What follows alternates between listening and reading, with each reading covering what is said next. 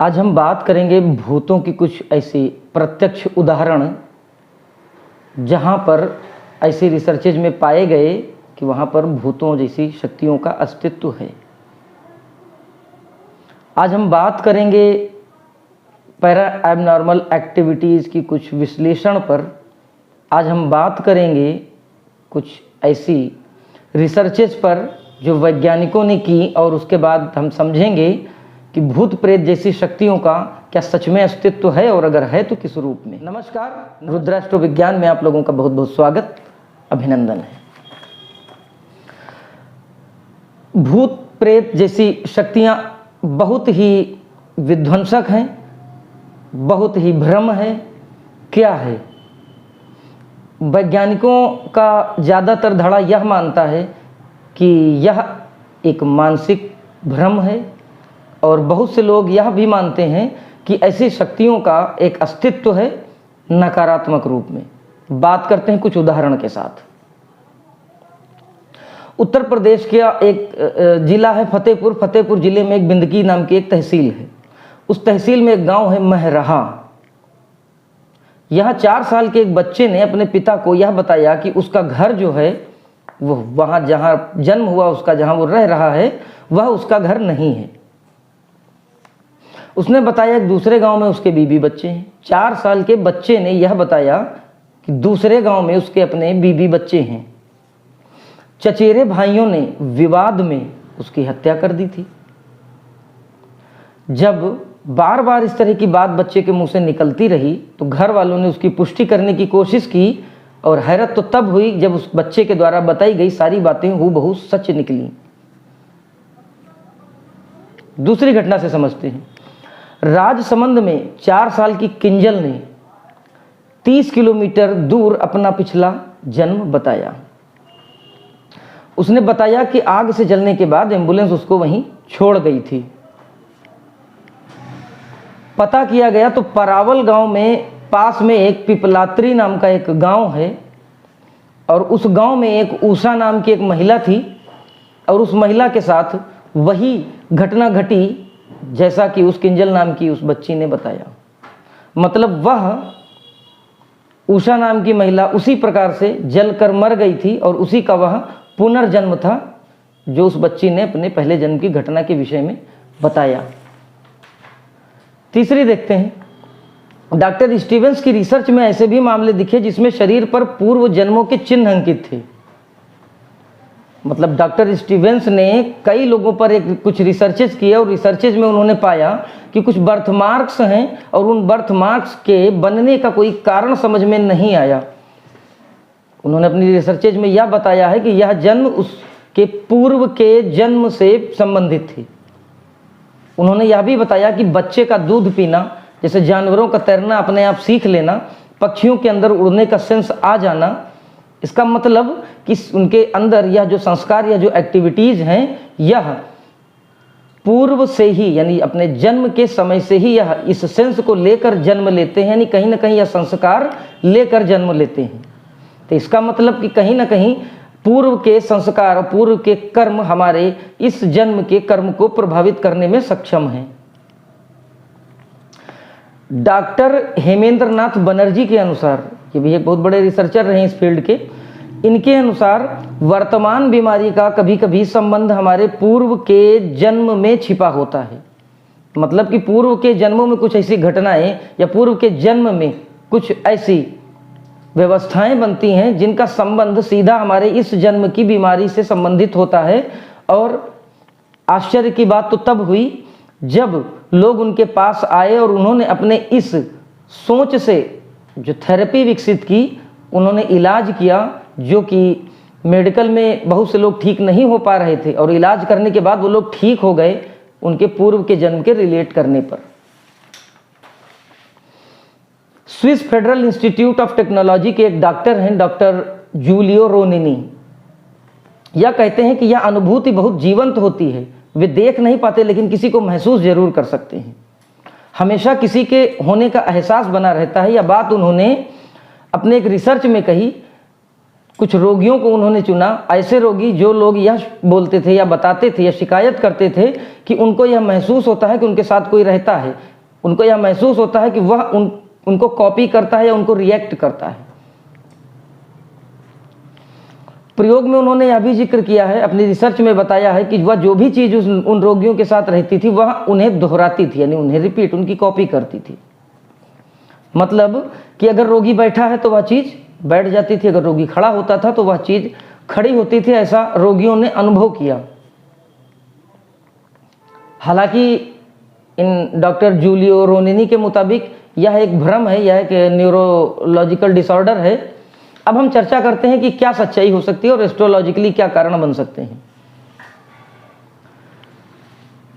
जैसा कि अभी बताया गया कि डॉक्टर साहब ने अपनी रिसर्चेज में यह बताया कि वह जो इंडिविजुअल, वह जो चीज़ है जो रोगियों ने अनुभव किया कि हर समय उनके साथ रहती है, वह उनको कॉपी करती है। बात एकदम सही है, थोड़ा सा इसमें मेरे हिसाब से अंतर है। वह चीज रोगी को कॉपी नहीं करती, रोगी उस तत्व को कॉपी करता है।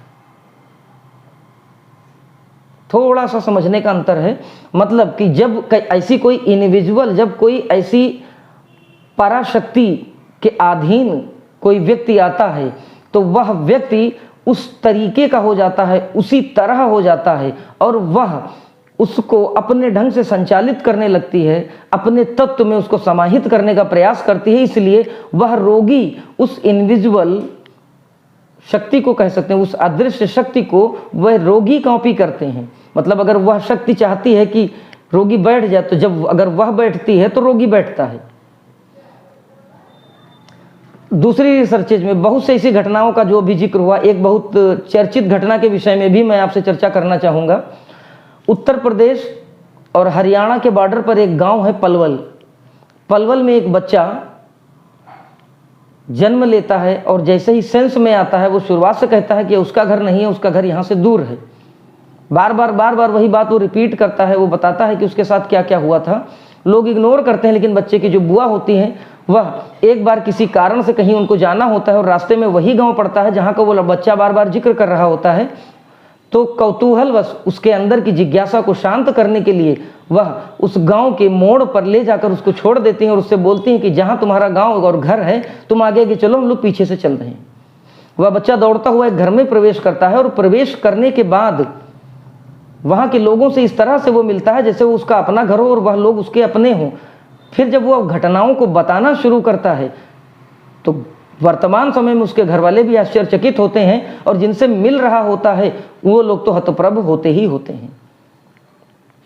उस बच्चे ने बताया कि उसका पूर्व का जन्म जो था वह धनराज नाम के एक व्यक्ति के रूप में था और जिस घर में वो गया है बच्चा, उस घर में सच में धनराज नाम का एक व्यक्ति होता है। उसने अपने मित्रों को पहचाना, उसने अपनी घटनाओं को बताया, अपने बच्चों के संबंध में बताया, अपनी पत्नी के विषय में बताया। जितनी बातें उसने बताई वो सारी बातें सच हैं और इस धनराज की इस घटना को आप यूट्यूब पर भी देख सकते हैं। बड़े बड़े मीडिया हाउसेज ने बहुत जोर शोर से इसको प्रचारित और प्रसारित भी किया।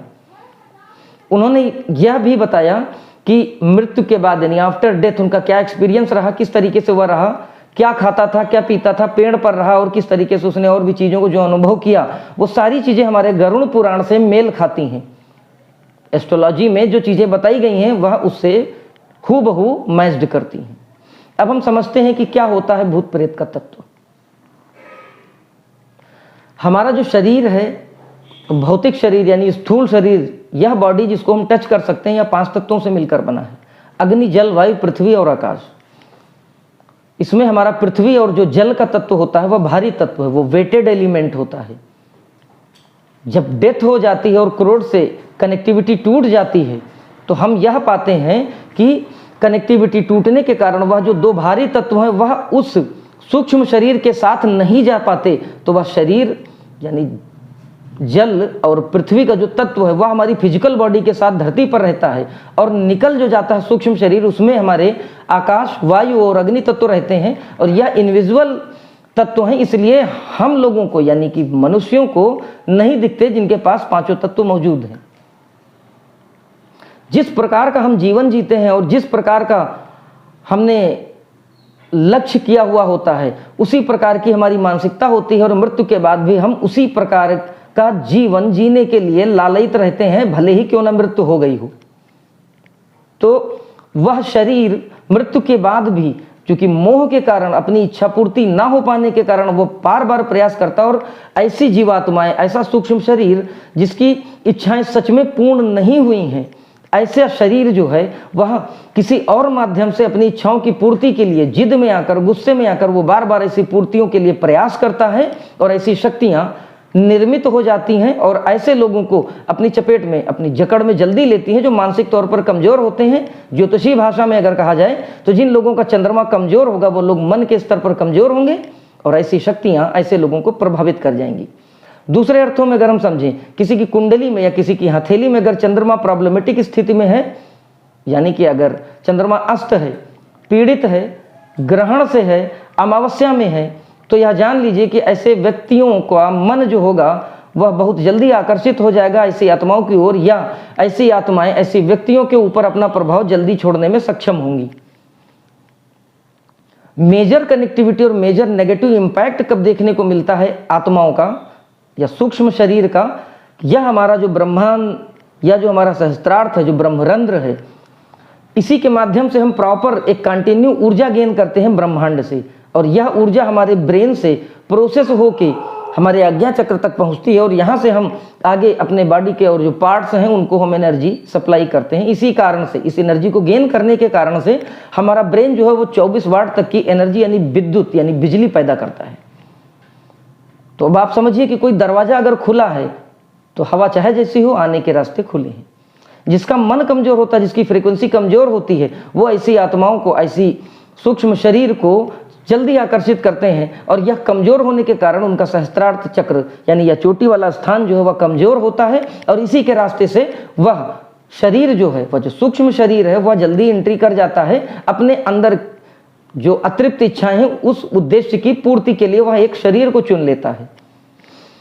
समय रहते यानी लगभग 45 दिन से 60 दिन के अंदर अगर हम इसकी रेमेडी नहीं कर पाते हैं तो वह धीरे धीरे वह जो अदृश्य है वह आपके दृश्य यानी आपके फिजिकल बॉडी को इंपैक्ट करने लगता है, प्रभावित करने लगता है, और फिर ऑर्गन के फॉर्म में जो सबसे कमजोर ऑर्गन होता है उस पर वो अपना इंपैक्ट दिखाता है। फिर उसी हिसाब से, क्योंकि ऑर्गन की भी एक इनविजुअल एनर्जी है, चाहे वो लीवर हो, लीवर की भी एक अदृश्य क्षमता है और एक फंक्शनैलिटी है जो इनविजिबल है, यानी लीवर बिलिरुबिन बनाता है, यह हम जान सकते हैं, लेकिन लीवर के और भी कई काम हैं। लीवर हमारे कई इमोशंस को कंट्रोल करता है, इसी तरह किडनी कंट्रोल करती है, लंग्स भी तमाम चीज़ों को कंट्रोल करता है। तो हमारी बॉडी के जो ऑर्गन है उनका एक विजिबल पार्ट है जो हम डायग्नोस करा लेते हैं। हम कोई जांच कराते हैं किसी मशीनरी में तो पता चल जाता है, हम ब्लड टेस्ट कराते हैं तो पता चल जाता है कि ये ऑर्गन फला एलिमेंट को रिलीज करता है। तो इससे जो उच्चावचन हुए हैं, यानी कि इससे जो उतार चढ़ाव होते हैं वह तत्व का घटना और बढ़ना, इससे हम यह पहचान लेते हैं कि बीमारियों का स्तर क्या है, किस प्रकार की बीमारी आ रही। लेकिन इन अंगों का एक अदृश्य पहलू भी होता है। यह अंग हमारे शरीर के किसी न किसी भाव को भी रिप्रेजेंट करते हैं, और वह जो सूक्ष्म आत्मा है जब हमारे शरीर में प्रवेश कर जाती है तो वह किसी न किसी कमजोर अंग को पकड़ती है, और उस अंग से संबंधित जो उसका अदृश्य प्रभाव होता है वह शरीर पर दिखने लगता है। यही कारण होता है कि जब कोई व्यक्ति ऐसे तत्व, ऐसी किसी आत्मा, ऐसी किसी शक्ति के प्रभाव में आता है तो उसकी प्रतिक्रिया असामान्य हो जाती है, बदल जाती है। कभी आंखें बड़ी बड़ी हो जाएंगी, आदमी पलक नहीं झपकेगा, कभी आदमी हाथ घुमाने लगेगा, कभी सर पटकने लगेगा, या कुछ भी ऐसा करेगा जो बिल्कुल असामान्य होगा और मेडिकल साइंस की पकड़ से बहुत दूर होगा। एक नहीं हजारों ऐसे रिसर्चेज हुए हैं, आफ्टर डेथ के बहुत से एक्सपीरियंसेज हुए हैं जो रिसर्चेज में आए हैं, जिसमें यह पता चला है, बहुत से लोगों ने कोशिशें की हैं कैमरे से कैप्चर करने की, यह पता चला है जिसमें कि ऐसी आत्माओं का, ऐसी शक्तियों का अस्तित्व होता है।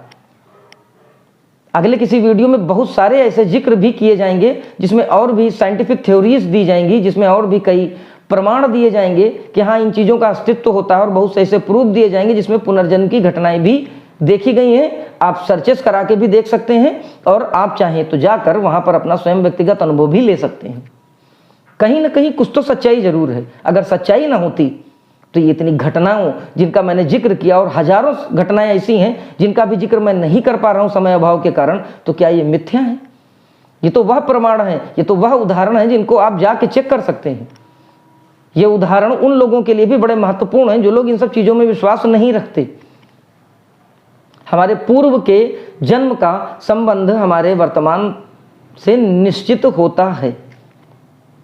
कुंडली एक ऐसा माध्यम है जिस माध्यम से हम पूर्व के जन्मों का विश्लेषण कर सकते हैं और यह भी जान सकते हैं कि वर्तमान समय में जो समस्या चल रही है वह ग्रह दशाओं में भी अगर समझ में नहीं आ रही है तो हम उसके पूर्व के जन्म का भी विश्लेषण एक बार करके जरूर देखें, समस्याओं का हल निश्चित मिलेगा।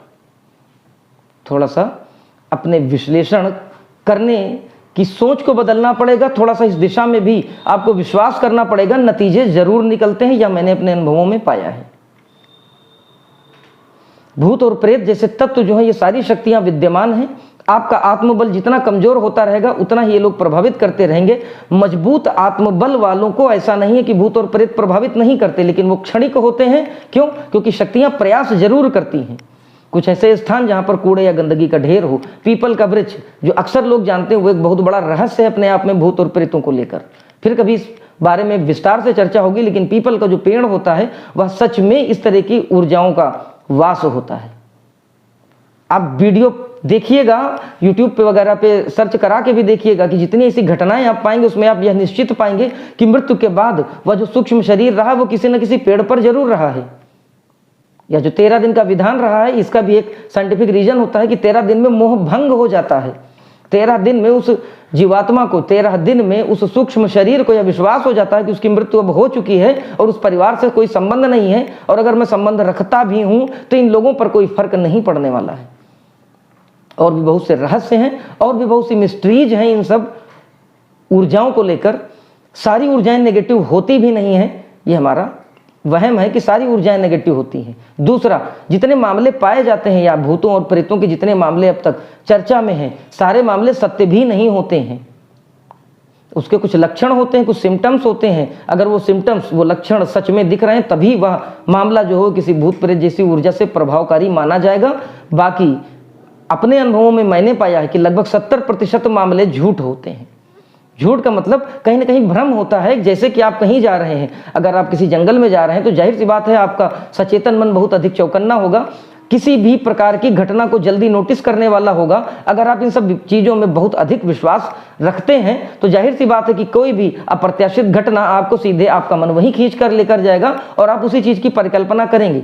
थोड़ा सा भेद समझना पड़ता है, या कोई विशेषज्ञ ही समझ सकता है कि वह जो घटना आपने अनुभव की है वह सच में कोई भूत प्रेत जैसी कोई घटना थी, या आपके सचेतन मन का बहुत अधिक सचेत अवस्था में होकर उस स्थिति को, झूठ को सच मान लेना। वो व्यक्ति अपने आप में पूरी तरह से ही वो उसको सच ही मानना है, ये घटना उसकी नज़र में सच ही है, लेकिन वह घटना सच हो सकता है कि ना भी हो। मतलब ये कोई पैरा एबनॉर्मल एक्टिविटी है या नहीं है, या कोई एक विशेषज्ञ ही समझ सकता है। इन्हीं शब्दों के साथ मैं विराम करता हूं। आप सब लोगों से एक बहुत विनम्र निवेदन है, अगर आप सब लोगों के आसपास भाई बंधुओं में, आपके किसी समाज में, आपके मित्र बंधुओं में या किसी जानकारी में अगर कोई ऐसा पैरा एबनॉर्मल एक्टिविटी हो रही जो लंबे समय से हो रही, जिसका सल्यूशन नहीं निकल रहा है, मेडिकल रेमेडीज यानी कि कोई डॉक्टर से संबंधित जो आप ट्रीटमेंट कर रहे हैं उसका कोई लाभ नहीं मिल रहा है, कोई असर नहीं दिख रहा है, आपने बहुत से प्रयास भी किए हैं, एस्ट्रोलॉजिकली प्रयास किए हैं, भूत प्रेत जैसे झाड़ने वगैरह की आपने तमाम क्रियाएं की हैं, लेकिन उसका कोई असर अगर नहीं दिख रहा है तो मैं आपसे निवेदन करूंगा कि रुद्रा एस्ट्रो विज्ञान के चैनल को एक बार उन्हें सजेस्ट करें। हम उनकी डिटेल्स लेंगे और हम पूरी कोशिश करेंगे कि हम उनको इस समस्या से मुक्ति दिला दें। कुछ मामलों में चैनल का ये इतिहास रहा है, अनुभव रहा है, बहुत से लोगों को मुक्ति मिली है, इसलिए मैं आपसे निवेदन करूंगा कि इस अच्छे, नेक और सामाजिक काम में रुद्रा एस्ट्रो विज्ञान चैनल के साथ आप भी सहयोग करें। इन्हीं शब्दों के साथ विराम देता हूं। अगले फिर किसी मनोरंजक जानकारी वाले ज्ञानवर्धक वीडियो के साथ आपसे भेंट होगी। तब तक के लिए जय महाकाल।